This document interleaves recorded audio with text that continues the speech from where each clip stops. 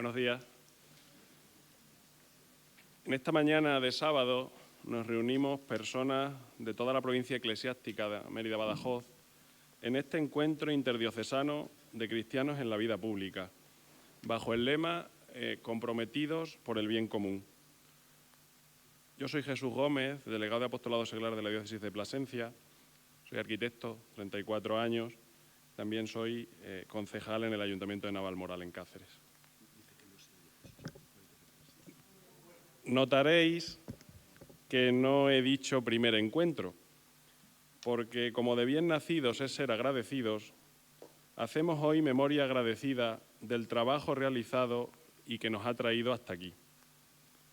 Tenemos presente aquel encuentro regional de cristianos en el compromiso social y político que celebramos en el Colegio de los Salesianos de Mérida en noviembre del año 2000 y que sería, por decirlo de alguna manera, el primer encuentro oficialmente interdiocesano.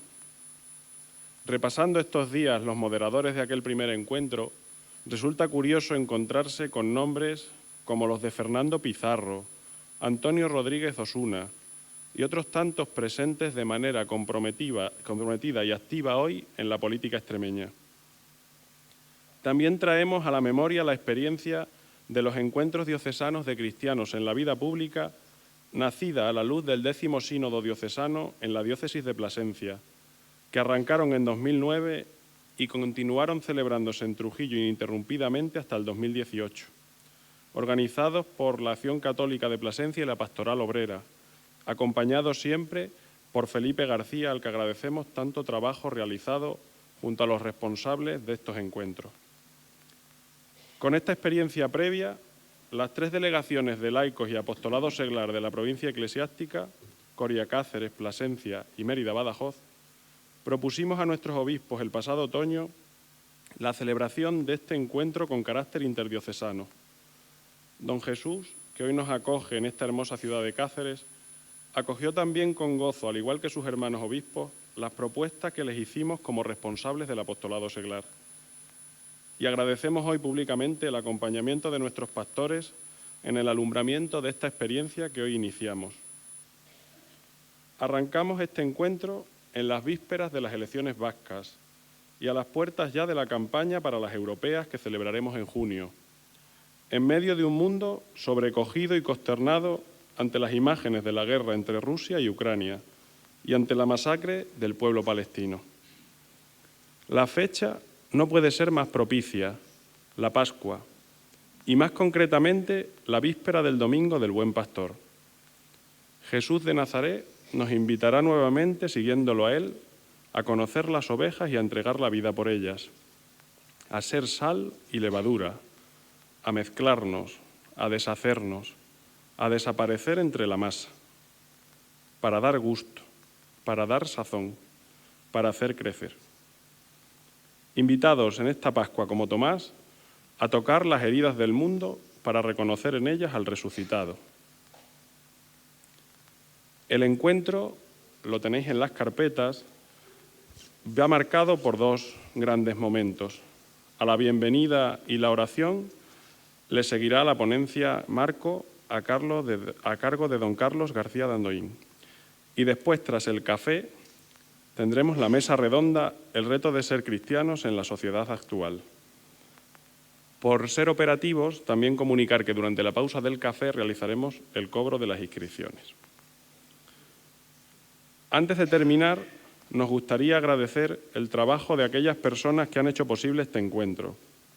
Nuestros obispos, don José, don Jesús y don Ernesto, a los delegados de Laicos y Apostolado Seglar, Morque y Miguel Ángel, a los conciliarios que nos han acompañado, Ledo y Tomás, y a las personas que participáis y que habéis colaborado para que todo esté a punto, así como a los ponentes, a los trabajadores y trabajadoras de esta casa.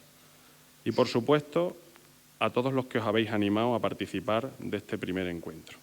En este ambiente, iniciamos el encuentro con la bienvenida de don Jesús.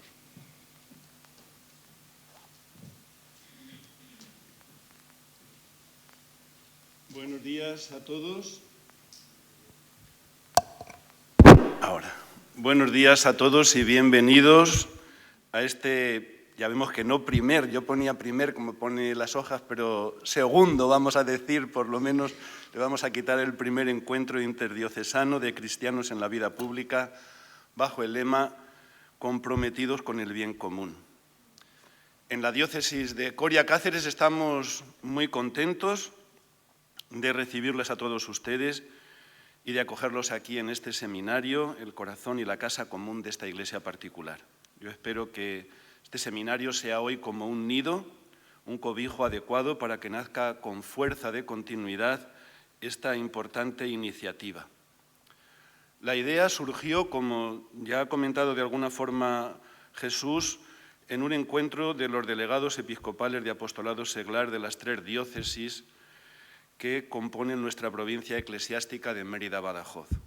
Don Juan Antonio Morquecho Gil, que también es nuestro representante en el Consejo Asesor de la Comisión Episcopal de Laicos, Familia y Vida de la Conferencia Episcopal, don Jesús Florencio Gómez Medina Beitia y don Miguel Ángel Moral Manzano. Además de los conciliarios, en aquel momento nos reunimos, el día fue concreto el 18 de diciembre, y la finalidad que tenía aquella reunión era organizarnos, sobre todo de cara al exterior, la presencia en el Consejo de Laicos, también para compartir nuestros programas y proyectos, y finalmente quisimos explorar si habría la posibilidad de realizar juntos alguna actividad para colaborar y apoyarnos mutuamente. Somos conscientes, y esto yo creo que también es lo que nos movía, de que nuestra provincia eclesiástica es muy reciente, muy nueva, la más nueva de España, creada el 28 de julio de 1994. Cumplimos este año 30 años como provincia eclesiástica y que nos queda mucho camino para integrarnos. No basta un decreto de constitución para que todo esté ya logrado. También los obispos somos conscientes de esto y caminamos hacia una mayor colaboración. Y en aquel encuentro, los delegados y los conciliarios sintonizaron inmediatamente con una iniciativa que venía realizándose ya de años en la diócesis de Plasencia con gran arraigo. Y las 3 diócesis compartieron la misma preocupación por potenciar, iluminar y avanzar en la presencia de los cristianos en la vida pública. La confluencia y la coincidencia en aquel encuentro fue tal que no hubo duda para emprender este camino en común y acoger prácticamente en su integridad el programa que ya tenía pensado Plasencia, incluso con la temática sobre el bien común, con el nombre del ponente principal ya decidido, don Carlos García de Andoín, y fruto de aquella reunión, en diálogo y con el apoyo total de los obispos, como ha dicho Jesús, pues quisimos y apostamos por realizar esta primera o segunda experiencia con ilusión y con grandes esperanzas y expectativas de futuro, de continuidad. Personalmente tengo que decir que entre los muchos descubrimientos que uno hace en este servicio de comunión como obispo, que ofrece una visión global e integradora de la pastoral de la Iglesia, pues uno de esos grandes descubrimientos que personalmente he hecho es la importancia de la presencia pública de los cristianos, que no se puede confundir ni reducir a la obra sociocaritativa que realiza la Iglesia como institución en Cáritas o en otras múltiples y laudables iniciativas, ni tampoco con la voz de los obispos en los medios de comunicación. La presencia pública de la Iglesia es una exigencia de su misión evangelizadora. Esta presencia no quiere decir una falta de reconocimiento de la legítima autonomía de lo secular, ni está orientada a la configuración de una sociedad neoconfesional. La promoción de la justicia, de la verdad, de la vida, del respeto a la dignidad y los derechos de la persona, de la solidaridad, son elementos esenciales e indisociables de la misión propia de la Iglesia, que lleva consigo el Evangelio. La nueva etapa evangelizadora que ha abierto el Concilio Vaticano II, en esta nueva etapa, el mundo ya no es un antagonista ni un adversario. El mundo es aquello por quien Jesús se entregó, el objeto del amor de Dios y el campo en el que nace y crece la semilla del reino. Nuestro método evangelizador no consiste en formar una sociedad paralela de puros, sino en ser fermento, semilla, sal en medio de la sociedad. Mucho más que la doctrina de las dos espadas, el escrito a Diogneto, se ha convertido en nuestros días en un modelo sobre la presencia de los cristianos en el mundo. Quizás porque este texto del siglo II refleja una situación social similar a la nuestra, cuando la fe cristiana no era religión oficial y antes de cualquier modelo de cristiandad. Dice este escrito a Diogneto: los cristianos no se distinguen de los demás hombres, ni por el lugar en que viven, ni por su lenguaje, ni por sus costumbres. Ellos, en efecto, no tienen ciudades propias, ni utilizan un hablar insólito, ni llevan un género de vida distinto. Viven en ciudades griegas y bárbaras, según les cupo en suerte. Siguen las costumbres de los habitantes del país, tanto en el vestir como en su estilo de vida, y sin embargo dan muestras de un tenor de vida admirable y a juicio de todos increíble. Habitan en su propia patria, pero como forasteros. Toman parte en todo como ciudadanos, pero lo soportan como extranjeros. Toda tierra extraña es patria para ellos, pero están en toda patria como en tierra extranjera. Igual que todos, se casan y engendran hijos, pero no se deshacen de los hijos que conciben. Tienen la mesa en común, pero no el lecho. Viven en la carne, pero no según la carne. Viven en la tierra, pero su ciudadanía está en el cielo. Obedecen las leyes establecidas y con su modo de vivir superan estas leyes. Aman a todos. Se los condena sin conocerlos. Se les da muerte y con ello reciben la vida. Son pobres y enriquecen a muchos. Carecen de todo y abundan en todo. Sufren deshonra y ello les sirve de gloria. Sufren detrimento su fama y ello atestigua su justicia. Son maldecidos y bendicen. Son tratados con ignominia y ellos en cambio devuelven honor. Cuando nosotros anunciamos el Evangelio, la fuerza y la belleza del mensaje cristiano y predicamos el amor al prójimo, estamos realizando un discurso eminentemente político, promoviendo un conjunto de convicciones como la preocupación por el bien común, el destino universal de los bienes, la solidaridad o la subsidiariedad, que están en la base de nuestra convivencia. Los valores democráticos no son ajenos a la herencia cristiana. Los cristianos no deberíamos tener ningún complejo al tomar parte plenamente en el ámbito sociopolítico. Todo lo contrario, deberíamos sentirlos como una expresión de la caridad cristiana. El desánimo y la resignación que muchas veces nos embarga como cristianos ante diagnósticos y lecturas catastrofistas por el reto grande que tenemos hoy de la secularización, por la reducción de la fe al ámbito privado, por la globalización de la indiferencia y de la desigualdad, puede convertirnos en cristianos con miedo al mundo, encerrados en las sacristías como los apóstoles en este tiempo pascual antes de la llegada del Espíritu Santo.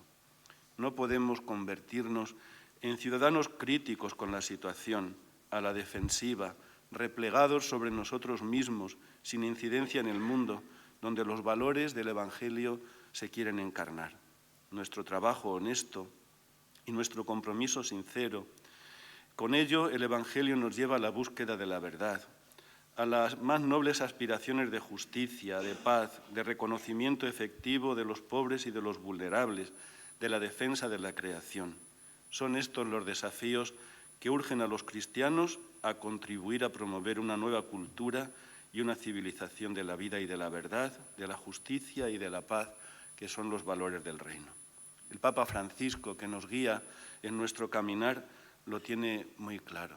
En Fratelli Tutti tiene estas palabras tan iluminadoras. Es un acto de caridad igualmente indispensable el esfuerzo dirigido a organizar y estructurar la sociedad de modo que el prójimo no tenga que padecer la miseria. Es caridad acompañar a una persona que sufre y también es caridad todo lo que se realiza, aun sin tener contacto directo con esa persona, para modificar las condiciones sociales que provocan su sufrimiento. Si alguien ayuda a un anciano a cruzar un río, y eso es exquisita caridad, el político le construye un puente y eso también es caridad. Si alguien ayuda a otro con comida, el político le crea una fuente de trabajo y ejercita un modo altísimo de la caridad que ennoblece la acción política. Esta caridad corazón del espíritu de la política, es siempre un amor preferencial por los últimos, que está detrás de todas las acciones que se realizan en su favor. En esta línea, el Papa Francisco, hace ya 3 años, pues congregó a un grupo de jóvenes economistas para replantear la situación y buscar un sistema alternativo al servicio del bien común y de la dignidad de las personas. Se habla así, y todos hemos oído hablar, de la economía de Francisco, una economía que se mide por los últimos y no por los primeros, por la riqueza que se reparte y no solamente por la riqueza que se acumula o se genera, una economía que pone a los pobres en el centro, solidaria, una economía con alma, fraterna, guiada por esa justicia en la que no prevalece el egoísmo o los intereses y que asegura que las personas vivan dignamente, independientemente de donde se encuentren. No digo más, solamente que estas palabras sirvan a modo de pórtico y de introducción y de bienvenida a todos ustedes. Muchas gracias.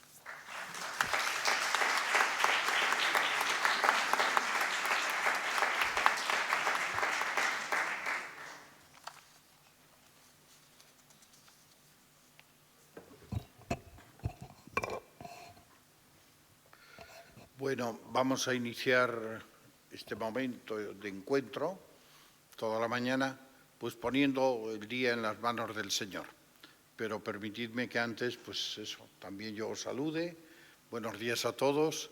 Estoy encantado de compartir este momento con todos vosotros y, por supuesto, con mis hermanos obispos de nuestra casa común, que es la provincia eclesiástica. Y agradezco ciertamente a don Jesús el que hoy nos reciba en su casa, como otro día nos recibirá don Ernesto y otro día también en Cáceres, en Mérida, Badajoz, tendréis vuestra casa. Vamos sin más a iniciar este momento de oración y después comentaré algo. En el nombre del Padre y del Hijo y del Espíritu Santo. Amén. La paz esté con vosotros. Y con el Espíritu.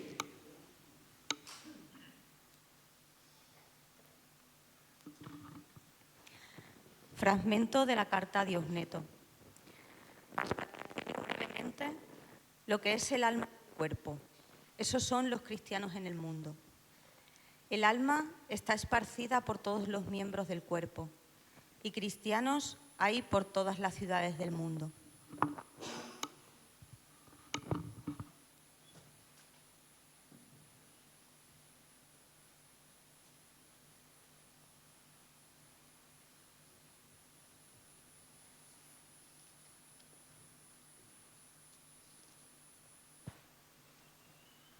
El Evangelio de Juan también nos ilumina sobre esta realidad y dice así: Padre, santifícalos en la verdad, tu palabra es verdad.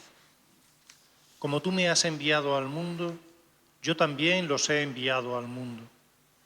Y por ellos me santifico a mí mismo, para que ellos también sean santificados en la verdad. No ruego solo por estos, sino también por aquellos que por medio de su palabra creerán en mí, para que todos sean uno. Palabra del Señor. Gloria a ti, Señor.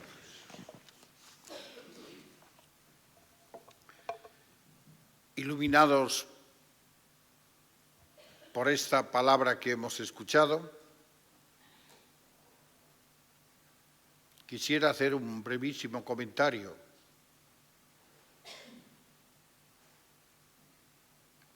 Siempre me ha impresionado este imperativo que escuchamos en el Evangelio y que se nos repite sobre todo en este tiempo pascual. Id, poneos en camino. Id al mundo entero.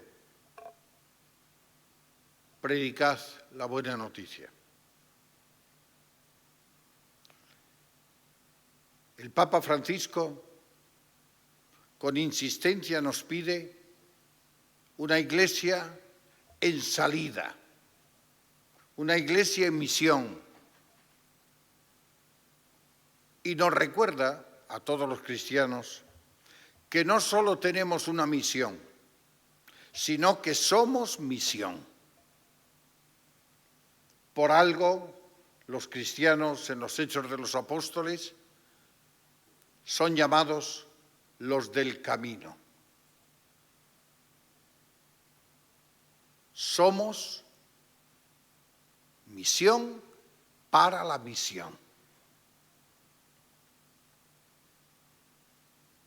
Y nadie, ningún bautizado puede decir, esto no me toca. Por el bautismo, todos hemos de sentirnos misioneros, llamados a salir al encuentro de los de cerca, que no hay por qué abandonarlos.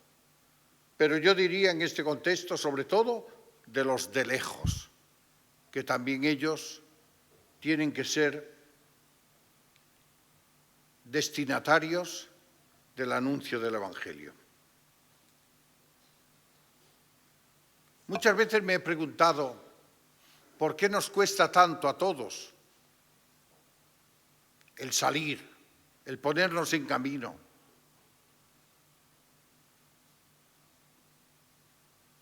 Ir a las plazas, a las calles, allí donde luchan por la vida nuestros hermanos y hermanas. Espero que no tenga que ver con la falta de conocimiento de Cristo por parte nuestra, porque estoy convencido que quien conoce a Cristo, en sentido pleno de la palabra, conocer, no puede menos de darlo a conocer. Por eso, cuando nos refugiamos en las sacristías o cuando frecuentamos las catacumbas, hemos de preguntarnos sobre el nivel de conocimiento que tenemos de Jesús.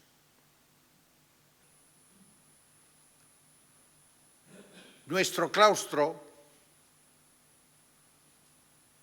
aquí le robo una frase a San Francisco, nuestro claustro no es la sacristía, es el mundo. Es el mundo, en ese sentido positivo del que ya nos hablaba don Jesús. Hay que romper con esa concepción negativa del mundo, porque en San Juan es verdad que tiene connotaciones negativas la palabra mundo, pero también es verdad que tiene connotaciones muy positivas. Y por otra parte, y en este tiempo pascual nos lo recuerda el Señor, hemos de vencer el miedo. Hemos de vencer el miedo. No tengáis miedo. Hemos de vencer la tentación de cerrar bien las puertas por miedo a lo que sea, como hacían los discípulos antes de recibir el Espíritu. No tengáis miedo de salir, de ir en Galilea, en esa Galilea que es donde viven nuestros contemporáneos y nosotros mismos, porque no somos extraños a esta sociedad. No tengamos miedo porque Él nos precede siempre, siempre. Y recordemos que como a los discípulos de Emaús, Jesús se nos manifiesta ciertamente en la fracción del pan, pero también en el camino. Hagamos pues camino. Y hoy, precisamente en la primera lectura que hemos escuchado de la carta a Diogneto, nos pide ser alma, poner alma en este mundo que muchas veces, al menos aparentemente, parece que carece de ella.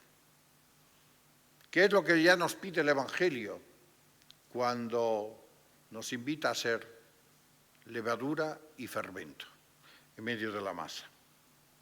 Seamos pues, queridos hermanos y amigos, faros, faros que indican el puerto, seguro que es Cristo. Antorchas que iluminan la noche oscura de los pueblos, y centinelas que anuncian un nuevo día, aun cuando estemos atravesando una noche oscura. Para esto seamos profetas de buenas noticias. El mundo está lleno, y yo pienso cansado, de malas noticias. Seamos profetas de esperanza. Seamos mensajeros de la buena noticia. Y como se nos recordaba en las palabras de don Jesús, nuestro lugar es el mundo, no para hacer algo paralelo, sino para dar alma, vuelvo a repetir, ser fermento en la masa. Y luchar por la justicia, luchar por la dignidad infinita, por usar un título que es muy reciente y lo conocemos todos seguramente, del hombre y de la mujer de nuestros días. Estos son los campos propicios de los cristianos en el mundo. Que el Señor nos acompañe en esta jornada y sobre todo nos acompañe en nuestro ir por el mundo. Recordemos, el Señor se hace el encontradizo en el mundo, caminando. Quien camina se puede equivocar. Quien sale puede equivocarse de camino. Quien no sale, quien no camina, ya se ha equivocado. Por eso debemos correr el riesgo incluso de equivocarnos, pero equivocarnos por estar en movimiento y en camino.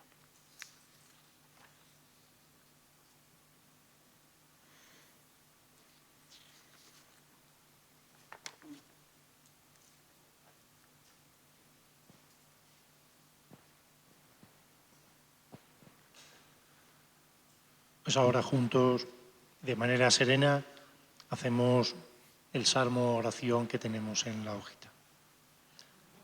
Señor Jesús, Evangelio de vida y paz, defensor de la dignidad humana, buen samaritano, víctima de nuestras injusticias e ideologías, haz de mí un instrumento de paz. Tú que me invitas a proseguir tu causa, arranca la violencia de mi corazón. Dame entrañas de misericordia con quienes sufren y han sufrido. Mira este pueblo tuyo y nuestro. Aviva nuestra capacidad de diálogo y tolerancia. Ábreme al perdón y a la reconciliación. Señor, infúndeme tu espíritu para que pueda pensar como tú, trabajar contigo y vivir en ti, para que yo también llegue a ser un instrumento de tu paz. Y como el Jesús mismo nos enseñó, oramos al Padre Dios diciendo: Padre nuestro que estás en el cielo, Santificado sea tu nombre. Venga a nosotros tu reino. Hágase tu voluntad en la tierra como en el cielo. Danos hoy nuestro pan de cada día. Perdona nuestras ofensas, como también nosotros perdonamos a los que nos ofenden. No nos dejes caer en la tentación y líbranos del mal. Y ahora pido a don Jesús y a don Ernesto que me acompañen en la bendición. El Señor esté con vosotros. Bendito sea el nombre del Señor. Nuestro auxilio es el nombre del Señor. Y la bendición de Dios Todopoderoso, Padre, Hijo y Espíritu Santo, descienda sobre vosotros pues que tengamos un día feliz, un buen encuentro, dispuestos a salir a donde el Señor nos envíe.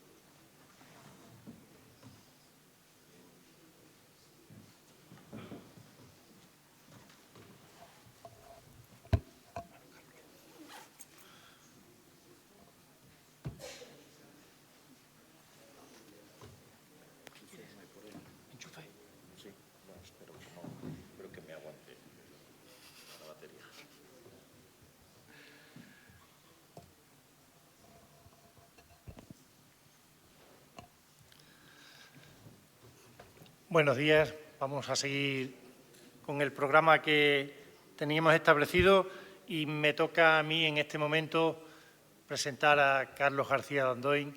Mi nombre es Francisco José Andrades, conocido también por Ledo, como antes decía Jesús, conciliario de la Delegación para Laicos de la Diócesis de Mérida-Badajoz. Es una suerte poder contar hoy en este encuentro con la presencia de Carlos García. Muchas gracias, Carlos. Que nació en Zalla, ya por el año 1963, que vive en Sestao, en Vizcaya, donde vive casado con su mujer y sus 2 hijos. Él es doctor en Ciencias Políticas y en la Administración por la Universidad del País Vasco. También es licenciado en Teología y en Psicología por la Universidad de Deusto. En la actualidad, y bueno, fruto de toda su trayectoria, pero también por el momento presente, es teniente alcalde segundo del Ayuntamiento de Sestao por el PSE. Y esto tenemos que decirlo también porque allá por la fecha que antes decía don Jesús, cuando nos juntábamos para programar el encuentro y le convocamos, ya él nos dijo, parece que el Lendakari quiere convocar elecciones para el día siguiente del que me decís, pero si queréis que yo esté con vosotros, contad conmigo. Y creo que eso es un motivo de alegría. Pero ya algo intuía de que mañana iban a ser las elecciones. Algo sabrá de lo que va el tema. Y ahora está en el Ayuntamiento de Sestao, pues, como concejal de Cultura, de Memoria Histórica y Participación, de Empleo y de Promoción Económica. También, por la parte de lo que supone su compromiso dentro de la Iglesia, él ha sido durante bastantes años el director del Instituto Diocesano de Teología y Pastoral de Bilbao y también docente de Sociología de la Educación en la Escuela de Magisterio y de Sociología de la Religión también en el ISCRES de Barcelona. Es un histórico de la acción católica, histórico, los que le conocen pues ya saben de su trayectoria, militante de GEC, acompañante de JOB y en la actualidad miembro de Acción Católica General. Tiene escrito bastantes cosas, los que le seguís pues ya tenéis conocimiento de sus publicaciones, pero solamente por señalar algunas que tienen especialmente relevancia con el tema que nos ocupa, pues señalar Laicos Cristianos, Iglesia en el Mundo, que apareció en el año 2004, El Anuncio Explícito de Jesucristo, del año 97, o La pretensión pública de la fe, 2 estrategias laicales. También, ahora últimamente y de forma reciente, una colaboración en Iglesia Viva, de la que es responsable también, sobre el tema de la sinodalidad. Sinodalidad, una forma más democrática de ser Iglesia. Bien, podríamos seguir diciendo cosas y hablando de sus publicaciones, pero tampoco es plan de cansarnos más, sino que se trata de escucharle a él. Pero por tener referencias de cuál es su presencia en el ámbito público y su compromiso, que es lo que nos convoca en esta mañana, ha sido director adjunto del gabinete del ministro de la Presidencia de España en la época de Ramón Jáuregui, en los años 2010-2011. Secretario también de la Comisión de Expertos sobre el futuro del Valle de los Caídos. Asesor de la Vicepresidencia Primera del Gobierno de España en la época de Teresa Fernández de la Vega. Miembro de la permanente de la Comisión Asesora de Libertad Religiosa y coordinador federal de Cristianos Socialistas, desde el año 99 hasta el 2015. Con Ramón Jáuregui coeditó el libro Tender Puentes, PSOE y Mundo Cristiano en el año 2000 y ahora acaba de publicar otra cosa también relacionada con la temática titulada Fernando de los Ríos, la construcción del Estado laico. Una obra, como él mismo dice, de madurez de esta línea de su acción y de su pensamiento político y desde su compromiso como creyente, lógicamente. En la actualidad forma parte de la Comisión Ejecutiva del PSE en Vizcaya como responsable de la Secretaría de Memoria Histórica y Convivencia. Y es asimismo vicepresidente de la Liga Internacional de Socialistas Religiosos desde el 2018 y miembro del Consejo Rector de Arizmendiarreta Fundación, que es fundador de la experiencia cooperativa de Mondragón. Bueno, como vemos, creo que una persona por su trayectoria, vuelvo a insistir, desde el compromiso cristiano, más que capacitada para en esta mañana poder iluminarnos en este deseo que nosotros tenemos de seguir dando continuidad a querer estar presente en medio de la sociedad y en concreto de nuestra sociedad extremeña, iluminados desde la fe. Pues sin más, le cedemos la palabra a él, agradeciéndole de nuevo pues, su presencia entre nosotros, y el viaje no ha sido nada fácil, y teniendo que disculparle que después tenga que salir pues, rápido, porque mañana son las elecciones en el País Vasco y hoy estamos aprovechando pues, la jornada de reflexión. Bien, me callo y le damos a él la palabra.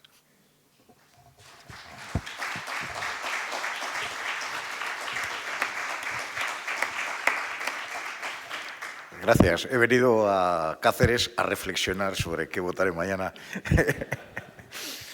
Bueno, la verdad es que me siento muy a gusto porque, vamos, solo en el ir entrando, pues he ido reconociendo y me habéis ido reconociendo pues a muchas personas con las que hemos compartido pues en los diferentes movimientos de acción católica o en los encuentros que ha organizado pues la Iglesia en España diversos. Bueno, pues sí, la verdad es que pues me siento muy bien, muy cerca en casa y por otro lado venir a Extremadura en primavera es un auténtico regalo. Es un auténtico regalo pues la belleza de lo que ayer iba viendo pues en el paisaje al atardecer, ¿no? Bueno, a mí me toca hacer esta ponencia, Marco, y bueno, pues voy a ver si se ajusta un poco a lo que queréis, porque bueno, pues es una ponencia que va a intentar situar las coordenadas de los debates que hay en el tema de los cristianos en la vida pública y luego ver algunas dificultades, ver algunas insuficiencias que se están dando. Me gustaría poder participar en la mesa redonda para hablar de mi experiencia como concejal, pero eso, si queréis, para el segundo encuentro estoy dispuesto a venir y a hablar de ello, que tiene habría mucho de qué hablar.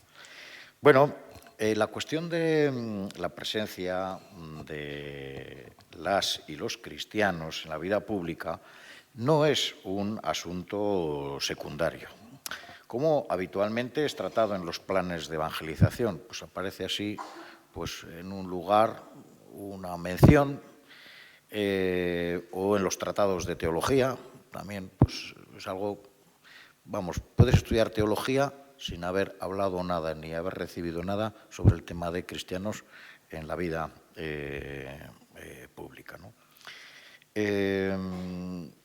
Y sin embargo, cuando hablamos de este tema, estamos hablando de la sacramentalidad de la Iglesia. Esto es, de la visibilización del mismo misterio de la presencia de Dios en el mundo. Como continuación del Verbo encarnado y análogamente a como Jesús es revelación de Dios, la articulación social de la Iglesia es signo e instrumento de Dios en el mundo. La comunidad espiritual y la asamblea visible, dice Lumen Gentium, no son dos cosas distintas, sino una única realidad. En este sentido, la presencia pública de los cristianos en la sociedad no podemos limitarla a una actuación expresa que se produce pues, cuando en la vida pública pues, hay un manifiesto, hay una comunicación o hay unas declaraciones, sino que la presencia pública de la Iglesia se constituye en y desde la misma existencia social de la comunidad cristiana. Es más, la identidad de la comunidad cristiana no es previa a la relación con la sociedad. Dice, bueno, pues ya tenemos hecha aquí la identidad y ahora nos relacionamos con la sociedad, sino que la identidad de la comunidad cristiana se constituye en la relación con la sociedad. De nosotros se dice que somos los cristianos, pero eso no fue un nombre que nos pusimos nosotros, es un nombre que nos pusieron otros. Entonces, en Antioquía, en aquella sociedad, que era una sociedad plural, pues veían un grupo o varios grupos de personas que seguían a Jesús, que se reunían, que vivían de una determinada manera, que pensaban de una determinada manera, como has citado, don Jesús, de la carta a Diogneto, y entonces ahí es donde se nos empieza a llamar los cristianos, pero son otros. Entonces, nuestra identidad se constituye en la relación con la sociedad.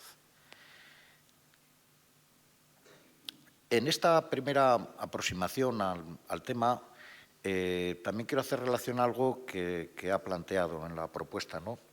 Hay que distinguir, pero no separar, lo que es el compromiso de los cristianos en la presencia pública de lo que es el compromiso de la institución Iglesia y de los representantes autorizados, que sois los obispos. Cuando se habla de presencia pública de la Iglesia, a menudo se identifica en exclusiva con la que proyectan los obispos o el Papa. Sin embargo, la presencia pública de la Iglesia, y más en una sociedad abierta, plural y secular, se constituye desde múltiples actores. Y la sociedad sabe distinguir los diferentes sujetos de la Iglesia. Hay unas encuestas pues, ya muy acreditadas que hacía de confianza institucional Metroscopia, en las cuales a la hora de ver qué confianza tienen diferentes actores de la sociedad, bueno, pues pregunta por tres actores que son de Iglesia. Unos son los obispos, otros son lo que es pues, la acción social de la Iglesia, y poniendo Cáritas entre paréntesis, y otros son los curas de parroquia. Pues la sociedad coloca a los obispos con las élites políticas y económicas en el nivel más bajo de confianza institucional, coloca a los curas de parroquia en un nivel medio de confianza institucional y coloca a lo que es la acción social de la Iglesia de Cáritas en los niveles más altos, en el grupo más elevado de confianza institucional. Con lo cual, la presencia pública de la Iglesia en la sociedad se está identificando por parte del conjunto de la sociedad y hay una diferenciación de diferentes actores dentro de esa Iglesia. La realidad es que probablemente si esa encuesta preguntara por los cristianos en la vida pública, probablemente la gente no sabría qué responder, porque probablemente en el conjunto de la sociedad nos encontramos con una falta de identificación, de expresión y de significación de cristianos en la vida pública. Por ejemplo, ahora decir, oye, pues este cantante famoso, eso no es cristiano, o este artista famoso, o este escritor, o esta escritora, o esta actriz, o este político, o esta política. Por ejemplo, justo hace 2 semanas tuvimos un congreso de cristianos socialistas y Rosa Aguilar, que fue alcaldesa de Córdoba, que fue ministra, pues ha dado el paso, está ya jubilada, y ha dado el paso de ser la presidenta de cristianos socialistas. Y cuando yo lo he comentado, dicen, pero Rosa Aguilar es cristiana. Pero, pues sí, y además, vamos, muy convencida. Fíjate, para que ahora mismo se disponga a ser cabeza pues del grupo de cristianos socialistas, pues entonces, ¿qué ocurre? Que igual a lo largo de la trayectoria pues, de una persona como Rosa Aguilar, pues no ha habido una manifestación o una visibilización de ese elemento cristiano que estaba en la base y en la inspiración de su compromiso político, ¿no?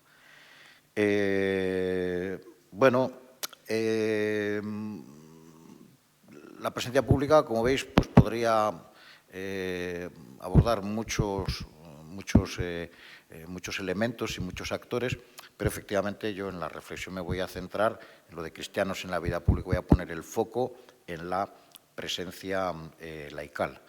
También sabiendo que lo que es la acción pública de obispos o de la conferencia episcopal, pues hay momentos en los que va a favor y refuerza esa presencia concreta de laicos y de laicas en la sociedad, pero también hay veces que hay situaciones de conflicto en esta presencia, ¿no?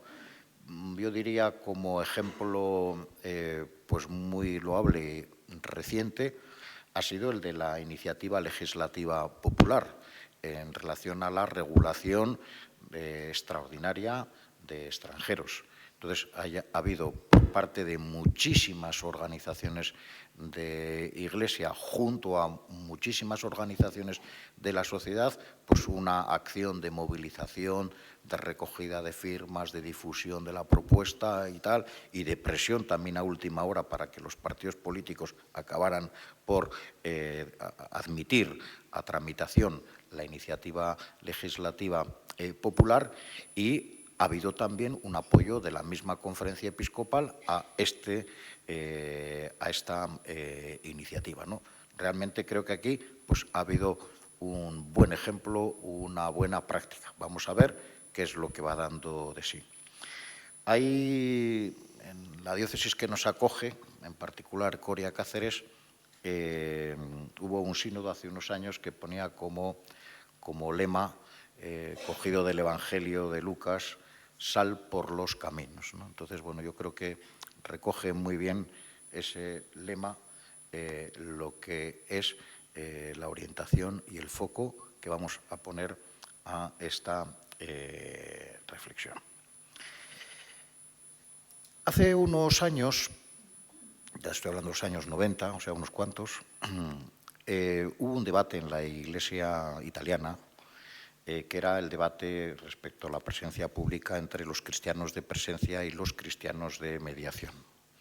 El que formuló esta terminología fue Bruno Forte, teólogo napolitano y arzobispo, no recuerdo ahora cuál es la diócesis, y ese debate sobre presencia y mediación venía a resumirse en que los cristianos de la presencia decían, bueno, en la sociedad hay que estar los cristianos en un único partido, concretamente era la opción democristiana. Los cristianos tenemos que trabajar a través de obras propias y los cristianos tenemos que presentarnos como una alternativa cultural, ideológica, frente a los comunistas, frente a los socialistas, frente a los liberales en la sociedad. Y luego había otro modelo de presencia pública, que es el de la mediación, que sobre todo en el contexto italiano era defendido por la Acción Católica Italiana, que lo que planteaba era más bien que el pluralismo político de los cristianos, es decir, que los cristianos pueden estar en diferentes o pueden votar a diferentes partidos políticos. Otro rasgo de esta presencia pública era la idea de que el cristiano debe estar encarnado en mediaciones organizativas diferentes, pues sindicatos, movimientos sociales o partidos políticos diferentes, más que constituir obras propias para trabajar conjuntamente solo los cristianos. Y luego, por otro lado, la idea de un diálogo entre la fe y la cultura, no tanto constituir una alternativa cultural de los cristianos frente a los demás, cuanto ir haciendo procesos de diálogo y de inculturación en diferentes culturas, ¿no? Bueno, aquí en España este debate se trasladó a la cuestión de obras propias sí o no. Y hubo pues un congreso en Madrid importante que se debatió este tema. Yo creo que ahí han evolucionado las cosas y en la actualidad yo creo que ya no tiene ese debate tanta importancia, ¿no? Porque nadie discute la obra propia de Cáritas o nadie discute pues una editorial como SM, o nadie discute pues el Proyecto Hombre o el Hospital de San Juan de Dios. Sí hay cierto debate con los centros educativos, pero no es un debate de raíz de si deben existir o no, cuanto de cuál es la orientación. Entonces hay centros educativos de la Iglesia pues que están sirviendo a reproducir desigualdades sociales, porque de alguna manera se convierten en pues como un refugio de determinadas clases sociales frente pues a inmigrantes o a clases sociales más pobres. Ahí sí hay un debate y hay una crítica, pero también es verdad que hay muchos centros educativos que están haciendo una labor inmensa en el ámbito de la inclusión de chavales inmigrantes, en todo lo que es la apuesta por, efectivamente, chavales que van quedando fuera del sistema escolar, el acogerles, incluirles, no dar a nadie por perdido.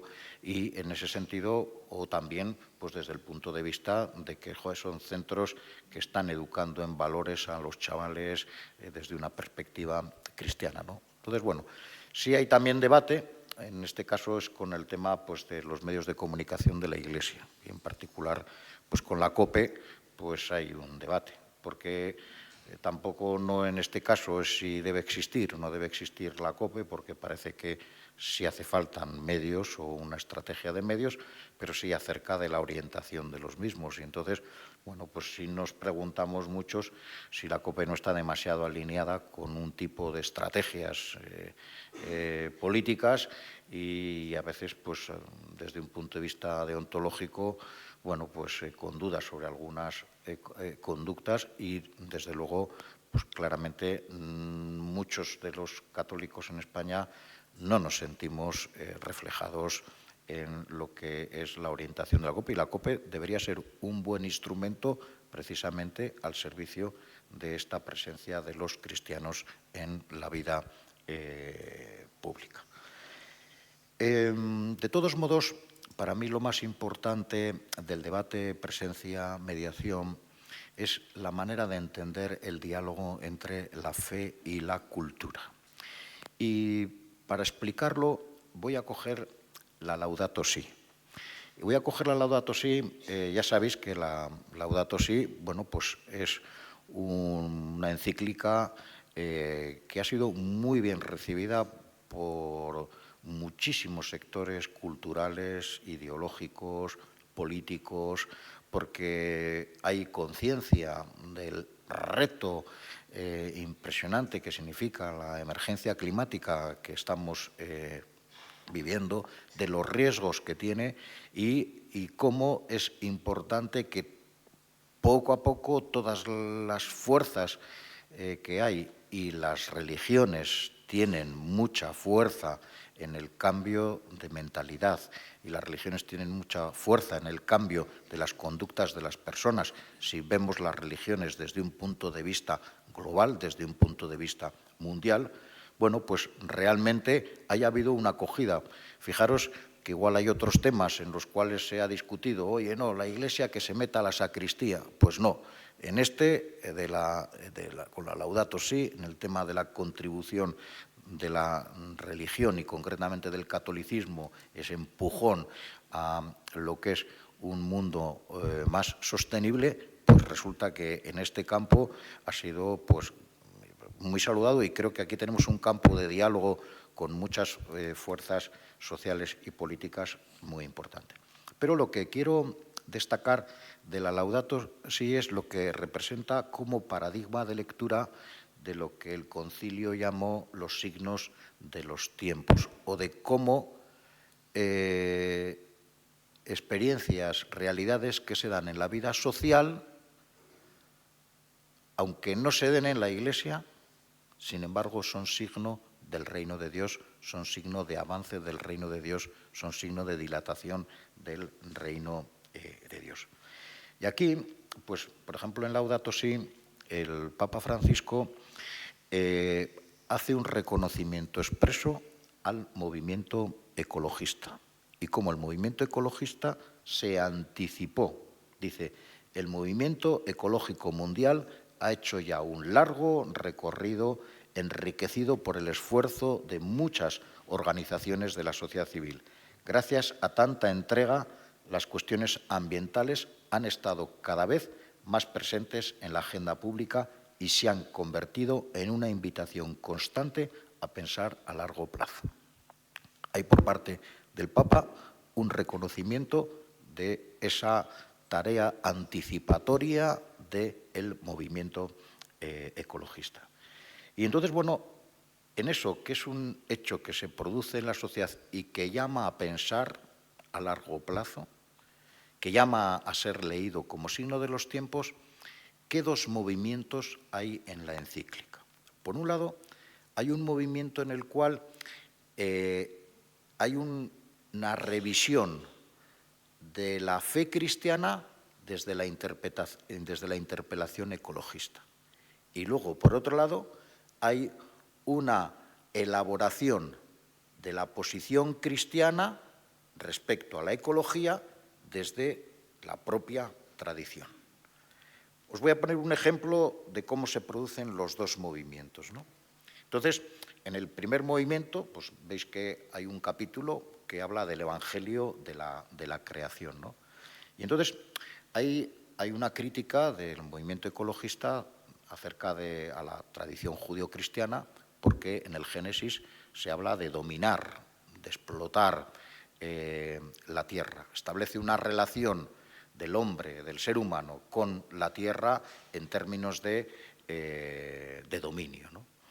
Y entonces el Papa se hace eco de ello, pero va a releer que en el mismo Génesis, en Génesis 1:28, efectivamente se subraya el mandato de dominio de la tierra, pero hay una versión ya vista en el relato, que a veces parece cuando estudias Génesis, hay como que se justaponen dos tipos de relatos, ¿no? Y entonces, efectivamente, en Génesis 2:15, o sea, muy cerquita, 1:28, 2:15, hay, sin embargo, se habla de la vocación del cuidado y concretamente se utilizan dos palabras en la relación del ser humano con la naturaleza que son labrar y cuidar el jardín del mundo.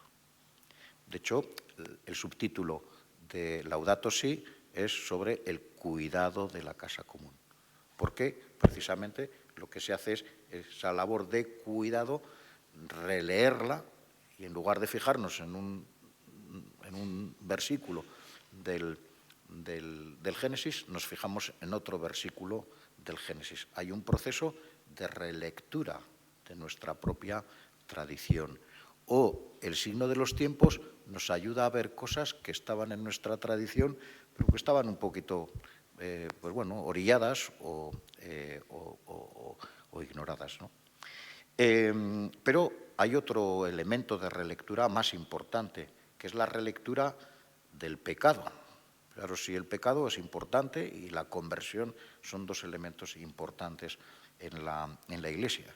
Bueno, pues lo que dice el Papa es que el pecado, que habla de la ruptura de dos relaciones fundamentales, una la relación con Dios y la otra la relación con el prójimo, dice, no, aquí hay que incorporar una tercera relación, que es la relación con el planeta, con la Tierra, con el medio ambiente. Y en ese sentido, pues cuando hemos estado ahora en Cuaresma, pues cuando hacemos pues una confesión comunitaria, pues nos preguntamos por nuestra relación con Dios, nos preguntamos por nuestra relación con los demás, con los hermanos, y nos tenemos que preguntar también por la relación con el medio ambiente. Es decir, si hemos reciclado o no hemos reciclado, pasa a formar parte también de aquello por lo cual tenemos que arrepentirnos o no tenemos que arrepentirnos. Entonces, lo que hace es ampliar el concepto de pecado, y un segundo elemento es también el de la conversión. Entonces, también tenemos que convertirnos, y habla de la conversión ecológica el Papa Francisco. Y no solo eso, sino que incluso, claro, cuando amplificas y lo que es lo que está en juego en la existencia humana, y es el planeta Tierra y es el conjunto del universo, pues claro, el concepto de reino de Dios, si es un concepto solo para hablar de las relaciones entre los humanos y es un concepto solo histórico, se nos queda un poco corto, porque o la salvación es total, de la totalidad de la realidad, de la totalidad de lo creado, y no solo de la historia y de los humanos. No, mira, los demás seres vivos no importan la salvación. En el reino de Dios parece que no importan demasiado en la manera como lo hemos entendido, pero sin embargo la perspectiva cósmica. ¿Y qué ocurre? Pues que dices, pues igual la carta a los colosenses y la carta a los efesios, que las tenemos también así un poquito orilladas, pues oye, me están dando una clave muy importante, porque precisamente la concepción de la salvación en Colosenses y en Efesios es una concepción cósmica, es una concepción en la que se habla del Cristo cósmico, y una cristología no solo histórica, sino de cristología cósmica. ¿Vale? Entonces, veis ahí, de alguna manera, cómo un signo de los tiempos nos obliga a hacer una revisión, una relectura ecológica de la fe cristiana. Y luego se da el otro proceso, que es el de la relectura creyente de la ecología.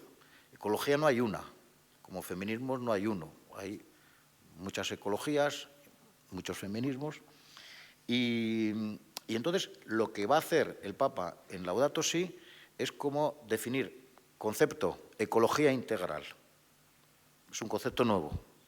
¿Y qué representa la ecología integral frente al medioambientalismo, frente al conservacionismo, frente a la ecología política? Bueno, pues tú vas mirando y efectivamente vas encontrando en el conjunto de la encíclica pues que frente al conservacionismo dice no solo son importantes los animales domésticos, oye, que también son importantes las personas, los pobres, cuando habla de justicia ecológica y justicia social, que no son dos cosas diferentes, sino que son unidas. O cuando pues, a un cierto medioambientalismo burgués reivindica la injusticia social que sufren los pobres y las víctimas del orden socioeconómico, porque es que, claro, donde estamos echando toda la mierda en Europa es en África o es en América Latina, y donde tiene más impacto todo lo que es las emisiones de CO2 y las repercusiones del cambio climático, todas las repercusiones, las negativas, los que tienen menos capacidad para poder afrontarlas, pues terremotos, etcétera, etcétera, son precisamente los países del sur, ¿no? O frente a un cierto tecnocratismo verde, pues que parece, oye, mira, con coches eléctricos no nos preocupemos, no cambiemos de estilo de vida, pero que seguro que con los coches eléctricos esto salimos de la emergencia climática. No, dice que hace falta un estilo de vida. Hace falta no solo comprar el coche eléctrico, sino que hace falta un estilo de vida austero, un estilo de vida sostenible, un estilo de vida frugal. O ante la ecología política, pues plantea la dimensión cultural, es decir, que hay muchas culturas y que esas culturas también deben sobrevivir. No solo debe haber biodiversidad de especies, sino que también biodiversidad humana. O ante un cierto ecologismo espiritual, pues un poco vago y etéreo, pues plantea la espiritualidad del seguimiento de Jesús dentro de esa ecología integral. O frente al biocentrismo, que en la práctica elimina la diferencia de la especie humana respecto de otras especies, pues va a recordar la singularidad esencial del ser humano cuando dice que no hay una ecología sin una adecuada antropología. ¿Vale? ¿Veis ahí ese proceso por el cual hay una relectura creyente de la ecología? Entonces, este diálogo por el cual, ante lo que acontece en la realidad social, dialogamos desde la fe y desde nuestra tradición y nos lleva a aprender y nos lleva a redescubrir cosas o nos lleva a replantear cosas, y luego, por otro lado, en este diálogo, cómo entramos también a aportar desde nuestra especificidad al concierto de la ecología, pues lo que es la idea de una ecología integral en estos términos que os he ido ejemplificando, ¿no? Entonces, aquí tenemos el modelo de un diálogo fe-cultura, que es el que propone la mediación. Y francamente, cuando hay quienes plantean que lo que tenemos que ir es la batalla cultural, porque los cristianos tenemos un conjunto de valores bien definidos y lo que tenemos que hacer es entrar en confrontación con los valores que hay en la sociedad de tipo secular, francamente, yo ahí me siento poco identificado. Y este es un tema muy importante y creo que esto es un tipo de diálogo que en la Iglesia lo tenemos que hacer con el feminismo, que en la Iglesia lo tenemos que hacer con la revolución digital, que en la Iglesia lo tenemos que hacer con las grandes transiciones y con los grandes cambios que en estos momentos están aconteciendo en el mundo, ¿no? Y no refugiarnos en decir, no, nosotros ya tenemos la doctrina sana y enteriza, aquí bien formulada, en bloque. No, ese bloque se cae si no entramos en diálogo. Y al final lo que hacemos es convertirnos probablemente en un gueto dentro de esa sociedad. ¿Cómo andamos de tiempo? 12 menos 10. ¿A las 12 tengo que acabar? ¿Un poco más? Vale. Bueno, ahí voy a ir con los puntos siguientes de una manera más rápida. Desde un punto de vista cultural, ya sabéis que la sociedad, al final, los sociólogos la subdividen como en tres grandes sistemas: el sistema cultural, el político y el económico, ¿no? Entonces, voy a lanzar pues, algunas reflexiones sobre cada uno de los tres sistemas. Entonces, desde el punto de vista cultural, yo creo que lo más relevante para lo que es el momento de los cristianos en la vida pública en nuestra sociedad, podríamos decir que es la secularización. Podríamos decir que es la secularización. Se ha planteado en las presentaciones. Hoy, sociólogos de la religión que siempre han colocado en el centro del cambio religioso la secularización, están revisando las cosas. Y están planteando que igual el paradigma más adecuado para explicar el cambio religioso en el mundo, que lo hay, igual es el del pluralismo. Es decir, que lo que nos vamos a encontrar hoy y en el futuro no es tanto una desaparición de la religión, cuanto una situación de pluralismo, de religiones, de cosmovisiones, de valores, un pluralismo en el que también la secularidad forma parte de ese campo plural. Y entonces, ¿esto qué va a significar desde el punto de vista de las religiones? Bueno, y este es un hecho que es novedoso en la historia de la humanidad. Si se dio pues, en unos momentos y en algunos lugares, pues eso, en Córdoba o en Toledo, pues con la convivencia de las tres religiones, pues en el siglo XII-XIII, en la Ruta de la Seda, pero en términos generales, las grandes culturas y los países, por lo general, y las grandes civilizaciones, lo que han tenido ha sido como unas religiones dominantes, identificadas con esa cultura, que han dado identidad a ese país, ¿no? Y sin embargo, pues estamos ahora en un contexto en el que el pluralismo está en el cinturón de la Biblia de Estados Unidos, hay musulmanes. En España hay ortodoxos rumanos.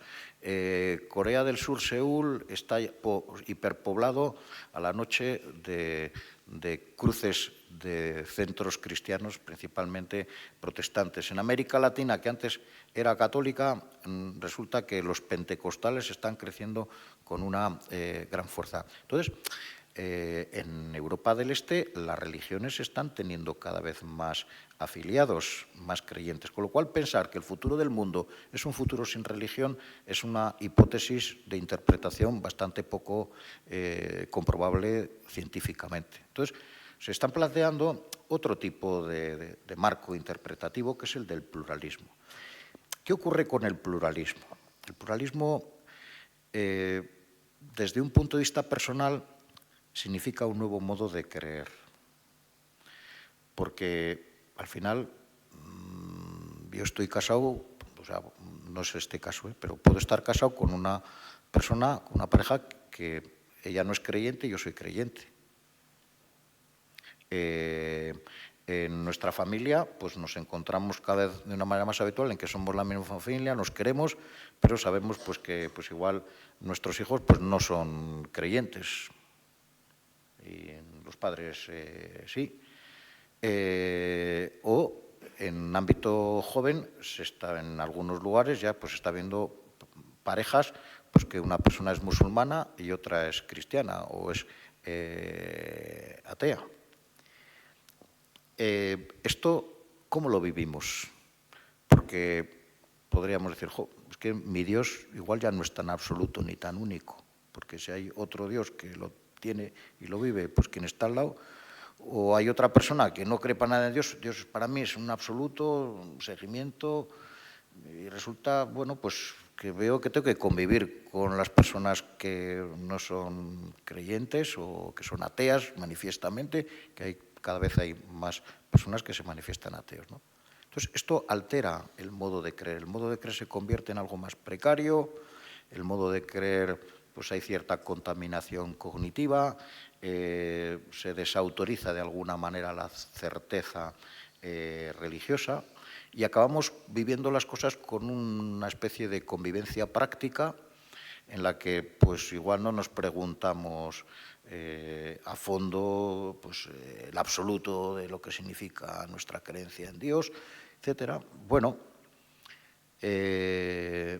esto, por un lado, tiene un punto que podrá interpretarse negativo, porque no se cree con tanta certeza como antes, pero también es verdad que yo creo que en un contexto de pluralismo manifestar que uno es cristiano es más fácil que en un contexto de secularismo. En un contexto de secularismo se privatiza la religión, pero en un contexto de pluralismo, oye, mira, cada cual tiene su religión, oye, pues mira, me parece bien, tú la tienes, la tuya, únicamente que no me la impongas, pero si quieres tener la tuya, la tienes. Con lo cual, igual a lo que es en la perspectiva de un anuncio explícito de Jesucristo o de una expresión de lo que es la identidad cristiana en sociedad, igual se nos van abriendo caminos que igual ha habido ahora una época que han estado más cerrados. Es verdad que esta situación también puede hacer retornar fundamentalismos, como de hecho estamos viendo. Es decir, a veces no es difícil vivir con la inseguridad de los valores, no es difícil vivir con la inseguridad de las certezas. Y entonces hay quienes dicen, no, yo quiero seguridad, no quiero tener tantas cosas que elegir, yo prefiero... Y lo que se está a veces es soñando con retroutopías, con utopías del pasado, porque nos dan una seguridad. Bueno, ahí hay una dimensión de cambio. Otra dimensión de cambio es la de la institucional, ¿no? Entonces, ya la institución religiosa como tal se cae. Pero las personas necesitamos nuestros ámbitos de identificación en un contexto de pluralismo, y entonces aparece ahí la importancia de las asociaciones intermedias. Lo mismo que pues, el Reino Unido con el pluralismo religioso fue hacia la denominación, las diferentes denominaciones, de alguna manera la pertenencia religiosa está en proceso de transformación y cada vez, bueno, pues el formar parte de la parroquia o el formar parte de ser cristiano va a ser más semejante a formar parte de una asociación, no tanto a decir, bueno, yo soy del pueblo, nací en este pueblo, me bauticé y soy de la iglesia y de la parroquia porque me bauticé y todos somos así. No, eso pertenece al pasado y entonces ahora vamos a una situación más de estar en sociedad en términos de asociaciones intermedias y en términos de más de minoría. Y luego, por otro lado, pues hay otro proceso de cambio en la relación con el Estado, ¿no? Porque si hay diferentes religiones y hay diferentes grupos religiosos o no religiosos en la sociedad, el Estado pues claramente tiene que relacionarse con todos de igual manera. Entonces, como religión, si hasta ahora pues en España hemos estado religión y Estado, que era Iglesia Católica y Estado, y con la monarquía había altar, trono y altar y trono, pues ahora esa relación privilegiada que teníamos, incluso hasta la confusión entre el Estado y la religión, pues ahora también, como eres un grupo religioso que bueno, pues el presidente de gobierno podrá ser como más del Real Madrid, pero lo que no puede identificar es la causa del Estado con el Real Madrid, porque está el Madrid, está el Barcelona, está el Sevilla, está el, bueno, pues el Bilbao también. Bien, entonces, de alguna manera, aquí también hay una alteración importante. Bueno, esto son unos apuntes. Voy y avanzo con rapidez. Hay una cuestión que es la de la religión en la deliberación pública democrática. Y ahí, pues ya sabéis que hay posiciones laicistas que dicen, no, Dios no es compatible con la democracia. Entonces, la democracia es la religión a la vida privada. Sin embargo, está habiendo autores laicos muy importantes. Y ahí, por ejemplo, está Jürgen Habermas, que hizo un diálogo con Ratzinger, cuando todavía no era papa, que él planteaba, dice, no, estamos en cuestiones tan intrincadas en los debates en las democracias, y él habla expresamente pues, de la eutanasia, habla expresamente del aborto, podríamos añadirle pues, todos los debates con el tema transexual que se ha planteado más recientemente. Son debates que son extraordinariamente intrincados y dice, aquí no podemos prescindir de ninguna voz. Y la voz de las religiones también es importante en el debate y en la deliberación pública. Entonces, bueno, yo aquí lo que creo es que es importante que efectivamente entremos al debate en condiciones de igualdad. Es decir, si vas arguyendo que tienes una ley natural y que al final quien no legisle conforme a esa ley natural que tú tienes, pues queda descalificado, pues es una manera un poco trucada de entrar en un debate. En un debate hay que entrar con argumentos, hay que entrar con testimonios, hay que entrar con las posiciones, pero indudablemente si desde un punto de vista cristiano y desde un punto de vista religioso tenemos una serie de posiciones en materia de eutanasia, en materia de aborto, etcétera, etcétera, pues coger y entrar a el debate con unos argumentos y con toda legitimidad. Nada de que te digan, no, tú eres religioso, tú no puedes entrar al debate. No, eso no es democrático. La democracia también incluye que las personas religiosas como las no religiosas, y desde argumentos que pueden ser éticos, pueden ser religiosos, podamos entrar en ese debate y en esa deliberación pública.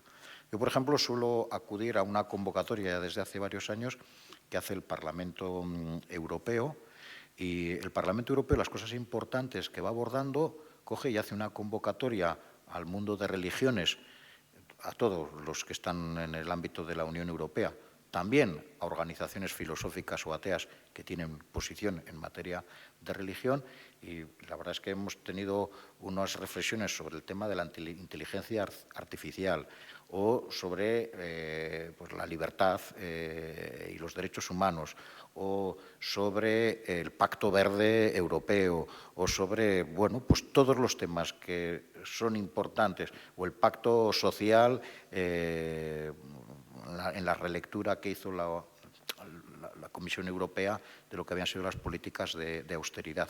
Entonces, y resulta que el Parlamento Europeo convoca al actor religioso a unas jornadas pues que suele ser de 3 horas, así muy dinámicas, y pone allí, pues si es el comisario, es decir, al ministro a nivel europeo, a hablar y a exponer a las religiones cuáles las políticas que se están llevando adelante, y recibe, y no hay ningún problema de confesionalismo, no, sino que, oye, pero tampoco las religiones allí van a impedir, ¿no?, o a imponer. Lo que van las religiones es a trasladar su propia reflexión. A veces lo que ocurre es que hay algunos temas en los que no tenemos reflexión. Es decir, por ejemplo, el tema de inteligencia artificial, digo, joder, aquí por parte de las religiones no hay una reflexión. En el caso de ecología, pues sí, estuvo uno que vino del Vaticano, que se le veía que controlaba y sabía mucho, pues habría estado en la elaboración de la Laudato Si. Avanzando, estamos en una crisis del modelo representativo de democracia y hay diferentes atajos. Está el atajo populista, está el atajo autocrático, modelo Rusia. Hay otros atajos, está el atajo tecnocrático. Recordéis que cuando la pandemia pues se quería como quitar la razón a los políticos, decir, no, aquí los médicos, los técnicos, los que saben son los científicos, estos saben, los políticos son los ineptos. Bueno, pues decir, no, la solución está en los científicos, pero no en los políticos, a los problemas que tiene el mundo. O está también el modelo referendista, que pretende, hay un problema, venga, vamos a votar.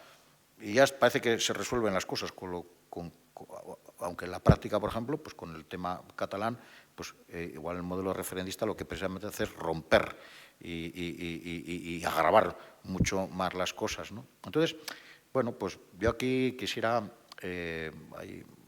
apelar a que la democracia es un largo camino, y en ese largo camino necesitamos estar todos, contribuir, participar, y no se resuelve con ninguna de estas opciones, sino que hace falta más participación. Y fijaros que estamos en un momento en la Iglesia trabajando la sinodalidad, ¿no?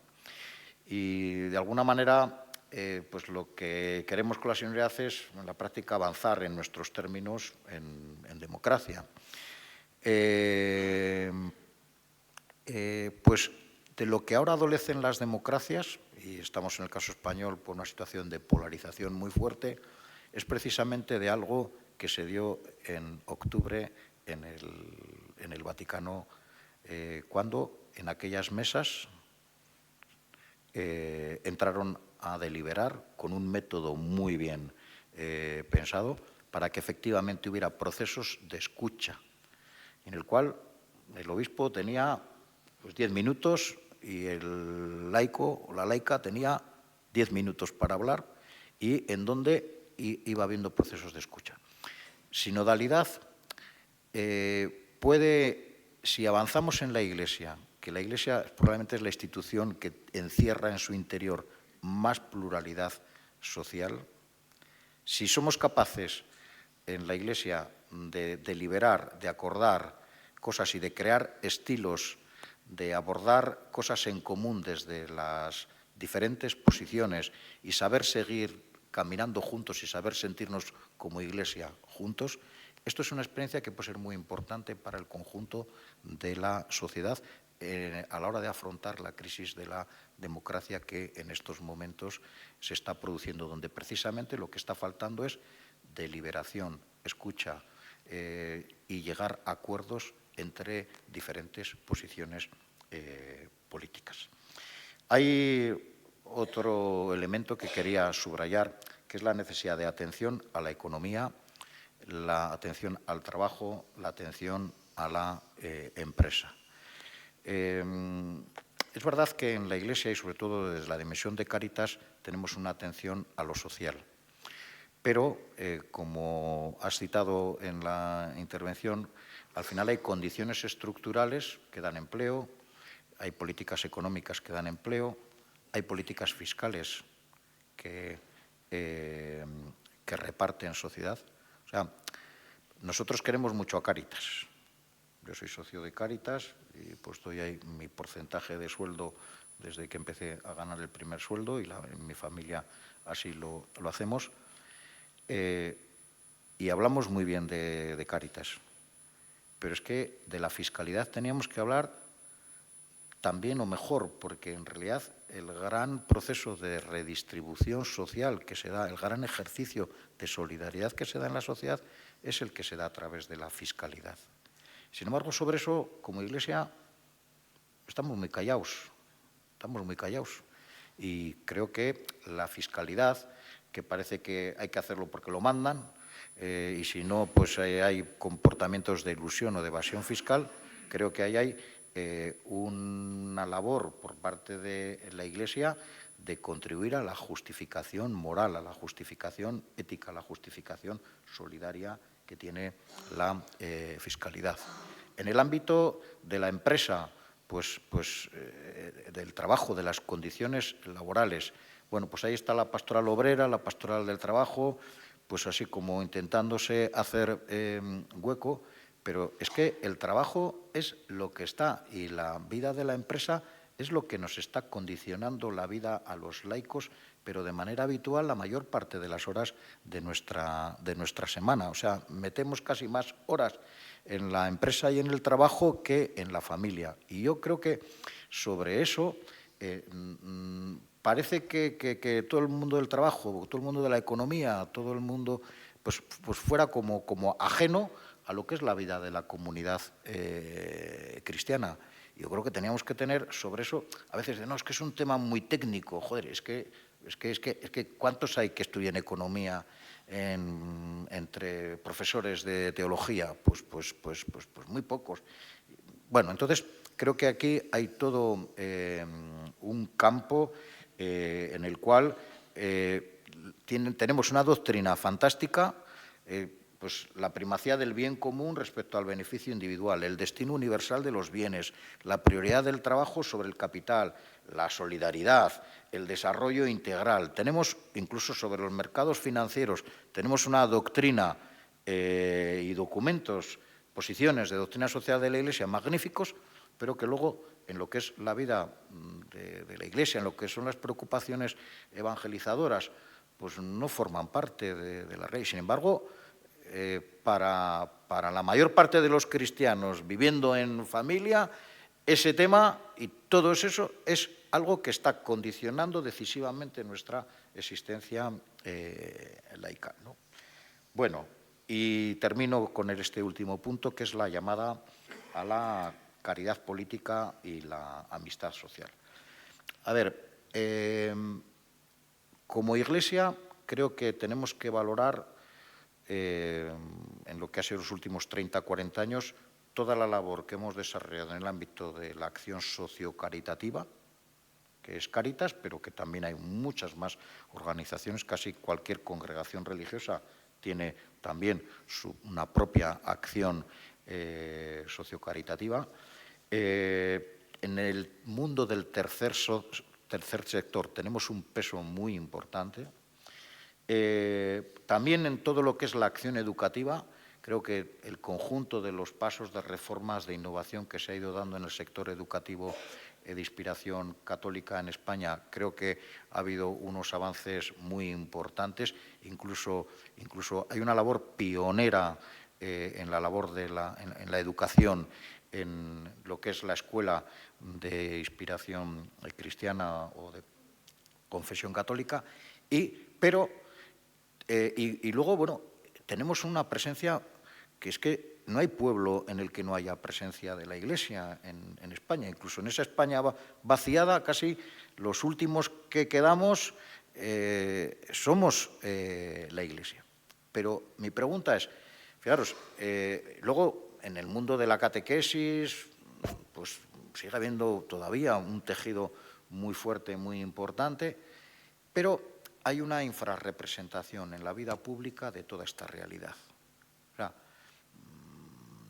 no tenemos la incidencia en las esferas mediáticas, en las esferas del debate político, del debate público, no tenemos una expresión proporcional a lo que es la realidad de compromiso que tenemos en la... Solo si nos pisan el callo en un momento determinado, pues cuando hay leyes de educación, entonces nos movemos, salimos, estamos... Entonces, yo desde aquí lo que quiero precisamente es destacar la importancia de esa presencia de los cristianos en la vida política. Pues has dicho que eras concejal cuando te has presentado. ¿Dónde estás? Allí. Has dicho que eras concejal cuando te has presentado. Pues es que en todos los pueblos debería haber algún concejal o alguna concejala cristiano. En todos. Yo ahora no voy si es por Podemos, si es por el Partido Popular, si es por el Partido Socialista, si es por el Partido Nacionalista Vasco, pero en todos tenía que haber algún concejal y muchísimos, y es que tú, ahora que no me oye nadie, pero hay realidades de partidos políticos con un nivel de afiliación bajo y también con personas muy poco preparadas en lo que es trayectoria de animar, de reflexionar, de organizar grupos, de organizar acciones y tal. Y para eso el conjunto de la experiencia que tenemos en la Iglesia es una experiencia muy buena, que es una escuela auténtica que luego podría aportar muchos elementos en lo que es la acción política de los partidos y de las instituciones. Entonces, igual llegar a un congreso de los diputados pues es más difícil, pero desde luego llegar a lo que es los ayuntamientos de los pueblos y ciudades donde vivimos, creo que eso es algo que creo que no es tan difícil, pero lo que nos hace falta es dar el paso. ¿Qué ocurre? Que en el paso a la política tenemos a veces ciertas reticencias cristianas que son, por ejemplo, el prejuicio de la justicia completa. Es decir, al final, toda decisión política siempre está condicionada por una limitación de medios. Y siempre no llega, o sea, la justicia y el derecho a la vivienda no llega a todos. O sea, siempre las decisiones políticas pues, son limitadas de recursos, acuerdos a los que tienes que llegar, etcétera, etcétera. Entonces, a veces parece que como no llegamos al ideal, pues esto es una mierda y entonces dimitimos del compromiso con la política. Y luego hay otro elemento muy importante, es que cuando entras en política entras en conflicto. Entras en conflicto con otros partidos porque compites, entras en conflicto a veces dentro de tu propio partido porque también hay grupos y corrientes y entonces también a los cristianos pues estamos acostumbrados a trabajar en ese sentido sin conflicto, ¿no? En términos de comunión, buena gente, tal... colaboración y tal, y cuando entras en un ámbito de la política y tienes que, bueno, pues hacer un poquito de coraza, y entrar ahí en la tensión y en el conflicto, y hay mal en el mundo, o sea, hay mal, y hay gente que va a fastidiar, y con claridad, y que te quiere anular, y que, pues, el convivir con esto pues cuesta, pero es que esa es la llamada a la salida y la llamada a ser semilla en el mundo. Yo, vamos, si hay un sitio donde se pone en juego el testimonio cristiano y la verdad de lo que dices que eres, es ahí, es ahí, es ahí. Entonces, bueno, termino ya, definitivamente, y recordando pues algo que dice el Papa Francisco, dice: ruego al Señor que nos regale más políticos a quienes les duela de verdad la sociedad, el pueblo, la vida de los pobres. Esa es una idea importante del Papa Francisco. Y luego hay otra que es la llamada la cultura del encuentro. Y él dice: una cultura del encuentro que requiere capacidad para integrar, dialogar y construir, y que significa que como pueblo nos apasiona intentar encontrarnos, buscar puntos de contacto, tender puentes, proyectar algo que incluya a todos. En una España pues, en la que en lo económico hay desigualdad, en lo político hay polarización, en lo cultural hay fragmentación, creo que esta llamada a una cultura del encuentro, pues francamente pues es una llamada a construir el bien común del Papa. Una buena tarea para hacer aquí y ahora en España. Gracias.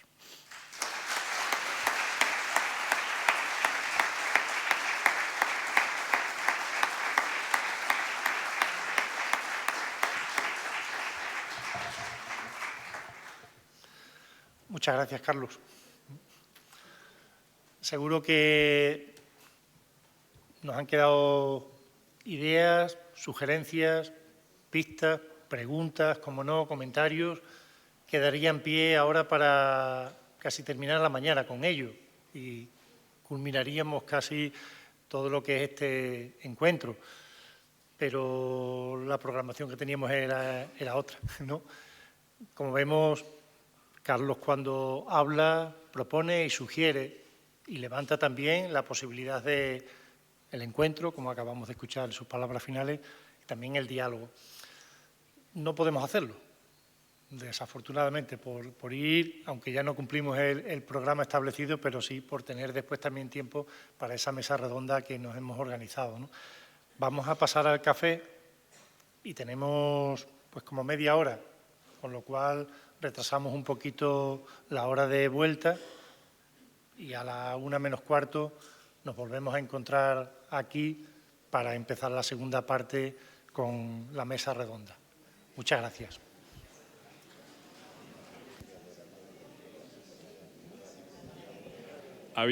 Avisos de la